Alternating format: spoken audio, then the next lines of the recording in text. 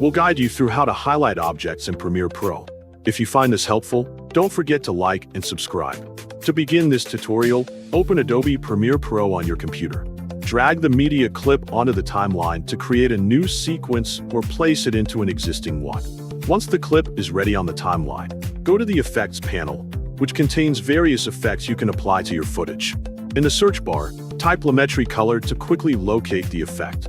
When the Lumetri Color effect appears in the results, drag it onto the video layer in the timeline to apply it. After applying the effect, go to the Effect Controls panel to adjust the settings. Scroll down until you find the Lumetri Color section, then click Create Ellipse Mask to generate a circular mask over your video. Adjust the size and position of the mask directly in the program monitor according to your needs so it covers the object you want to highlight. Next, enable the inverted option so the area outside the mask is affected instead of the inside, which helps draw attention to the subject. Click the drop-down icon in the Basic Correction section to expand the settings, then scroll down until you find the exposure control.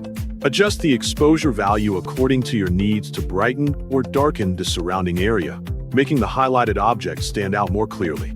If necessary, go to the mask feather setting and adjust it to create a smoother transition between the highlighted area and the background. To make the highlight follow a moving object, click Track Selected Mask Forward so the mask automatically tracks the subject. Move forward on the timeline. Then click the toggle animation icon on Mask Opacity to create a keyframe. Adjust the Mask Opacity value. For example, set it to 0 to start with no visible effect. Move forward on the timeline again and adjust the Mask Opacity. For example, set it to 100 so the highlight gradually appears.